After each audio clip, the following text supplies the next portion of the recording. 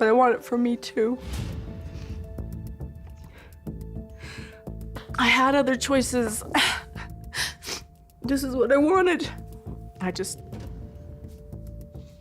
have to watch as they destroy what I wanted. Oh my God, I cannot believe I missed it. This whole thing, it's all about Robyn. We should feel bad for Robyn. I'll tell you what, I think TLC designed this episode to increase the audience's empathy for Robyn. But all it did for me was teach me that she is incredibly selfish and beyond out of touch. This episode was really about Robyn and Meri, and I had strong opinions about both. So let me first talk about Robyn, then we'll move to Meri. With Robyn, I can't tell you how fast when she comes on the screen, I find myself disliking her. And I can't quite figure out what she's doing beyond being insincere that makes me have such distaste for everything she says. I simply don't believe her, and I found her to be incredibly selfish in tonight's episode. You know, she starts off saying, I'm so mad at Kody for not making it work with Christine. And then it moves to, I'm so mad at Christine for giving up on us. And you think initially, oh, she's sad because she's losing her sister wife. But the more Robyn talks, the more you learn that she's upset, not because of the relationship with Christine, not because she cares about Christine. No, she's upset because Christine leaving destroys the idyllic family that Robyn had created or that Robyn had joined on behalf of her kids. It's about Robyn, and the truth is she has done nothing, in my opinion, nothing significant to try and help resolve the relationship. Has she really pushed Kody to do anything about it before the divorce? After Christine told the family that she was leaving, Robyn never even called her to find out why she was leaving. How can she be so upset? I'm losing my sister wife, but you haven't even made a phone call? It seems so obvious to me that she's not really connected to anybody. She's just connected to the lifestyle, to the brand, to the experience for her kids, right? That's what it's about for Robyn. I also thought it was incredibly interesting to hear Robyn talk about how frustrated she is with Kody. She's mad because over the last 3 months, her relationship with Kody has been hard. It brings her to tears. It needs to be resolved immediately. Robyn can't take it. If Kody keeps it up, the relationship's going to dissolve. And it's like, Robyn, you can't tolerate it for 3 months, but yet you expect Janelle, Christine, and Meri to put up with a non-functional relationship for decades? It's crazy to me that she doesn't see the hypocrisy in that. And the most shocking part of it is Robyn's comment to Meri, hang on with me.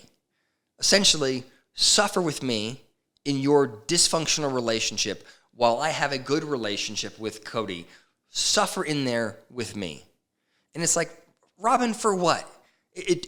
I realize that Robyn just wants, it's like Meri needs to be Robyn's emotional support animal. That's it. She wants Meri there. She wants Meri's company when she's anxious. She wants Meri to be there when they complain about Kody, but she doesn't really care, I don't think, about how Meri is doing. If she really loved and cared for and supported Meri, she would be appalled at the relationship that her sister wife is in with Kody. And then we move to Meri, who surprised me by expressing anger at Christine, more anger at Christine, in my opinion, than she showed towards Kody. Meri was essentially saying, I have seen this before. I am also treated like shit by Kody, and yet I've stuck it out. I think Meri is angry at Christine for leaving and abandoning the family. I think she's also angry at herself for being stuck in this situation. I think she's jealous that Christine was able to exit and Meri wasn't. In this episode, it became crystal clear both from Meri and from Kody that they have a horribly dysfunctional relationship. They cannot be together. Her plot in life is to decide to have a horrible relationship with her husband for the rest of her life. Kody believes it, Meri believes it, Robyn knows it, and everybody just wants her to hang in there.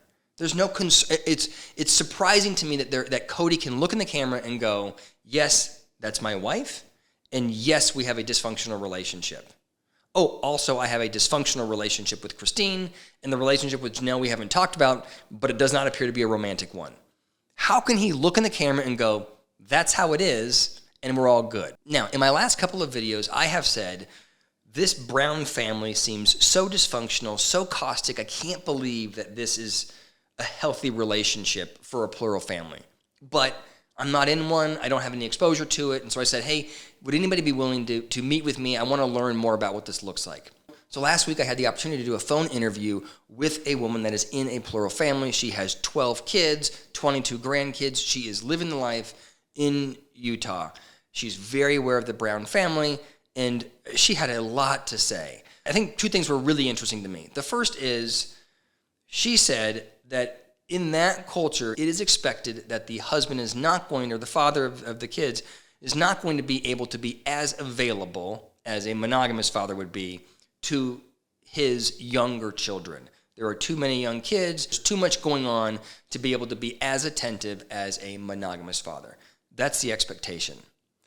But as the kids get older, the father's responsibility is then to help the kids grow and develop.